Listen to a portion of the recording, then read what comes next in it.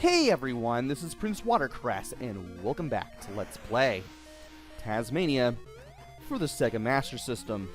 We are now on level 4, and we are in a bit of a maze-like area where there will be plenty of mummies, ghosts, and wraparound jumps where you will be dealing with getting lost, trying not to run into a ton of spikes, and ultimately making it to the exit. If you go right from that column, which you can stand on, by the way, shortly after the start, you can get a 1-up. And we're going to be finding another 1-up shortly. Yeah, these broken columns you can stand on the top of, and you can get some... Really? I was trying to avoid that. Also, I thought there'd be a pit there. That's why I didn't jump over the bomb.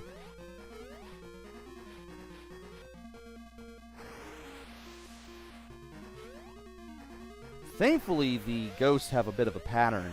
So, if you know where you are, you can easily get past them. It won't be that much of a problem. Anyway... Aside from ghosts and mummies, you'll also have to deal with wraparound jumps as well. And those can also be pretty nasty, aside from the spike traps and the mud pits, the little quicksand pits that you may encounter while going through here. Also, to get past the narrow areas, I say as I touch the mic, with the spikes on the ceiling and the floor, just do a short hop, just gently tap A, and then spin. And you can get past those areas without getting hit. Or without getting hit a ton. Also, you want to be very careful, because if you see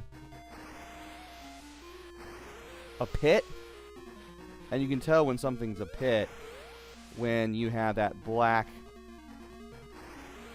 color gradient there at the bottom. You don't want to fall in there because you will lose a life and go all the way back to the beginning. There are no checkpoints, but at least the stages are short. Anyway, section 2 is even more of a maze, and you also have the snake enemies coming back. You also have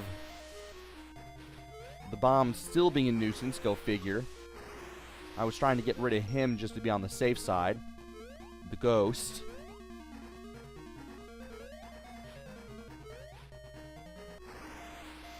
And want to be very careful. At least you can break the breakable blocks just by standing on top of them and then spinning. So, at least that's one way to get around. And what's this? Hey! That only looks like a wall. Nope, managed to find another 1-up. Had the feeling there would be one around here somewhere. But of course that kind of takes you to a dead end if you go any further to the right. But still, at least it's there. I do like that. You want to drop down at that column. That takes you in the right direction, but if you jump right at that column, you'll get a 1-up instead, which is very useful. There's a shortcut from up there, but you would have to go out of your way to find it, I would think. Also, if you need health, it's going to be right here.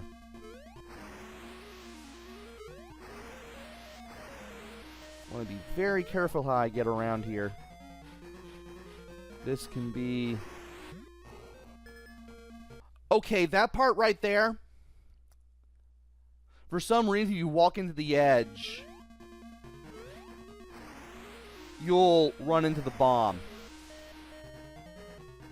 And if that happens, if you land near that edge, you'll want to spin to the right to get rid of that bomb. That's what I should have done, and I didn't do it.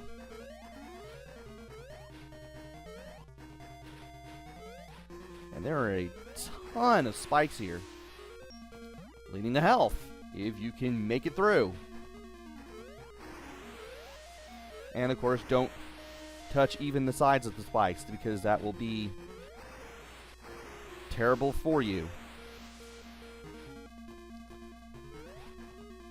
Love how that doesn't happen with any other bomb, but that happens with that one particular bomb right there. And there is a bit of a shortcut that takes you to the star here.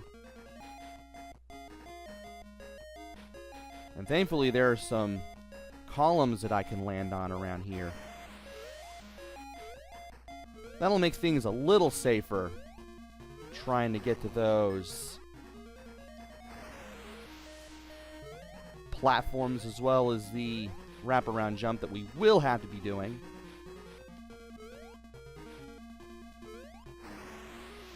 Okay. I believe you want to hit the center block and then the one on the right. The other two blocks at the top will send you to spikes, while the other two blocks at the bottom will send you into a pit, forcing you to start the whole level over. So middle, then right. And the boss here is a pair of witches. You want to take a short hop over the fireball that the witch at the bottom level throws at you. And you also want to pay attention to when the witches throw their fireballs, because they throw them at random times. That way, you can take a short hop and not get hit by either fireball. The witches take a lot of hits, but as long as you keep alternating between them, they'll eventually go down. Also, they do alternate between the top and bottom, so really easy to concentrate on where you need to go next. It's not like they do things 50-50 and it feels kind of random or anything. No, you'll be going back and forth the entire boss battle.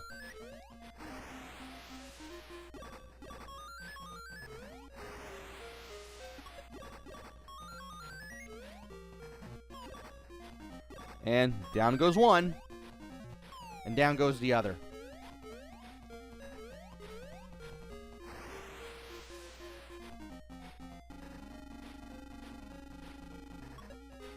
Almost got another extra life there. And stage 5 is the 5th and final stage of the game. Join me next time for the finale of Taz-Mania for Sega Master System. Until then, this is PrinceWatercress. Take care, stay safe, and thanks for watching!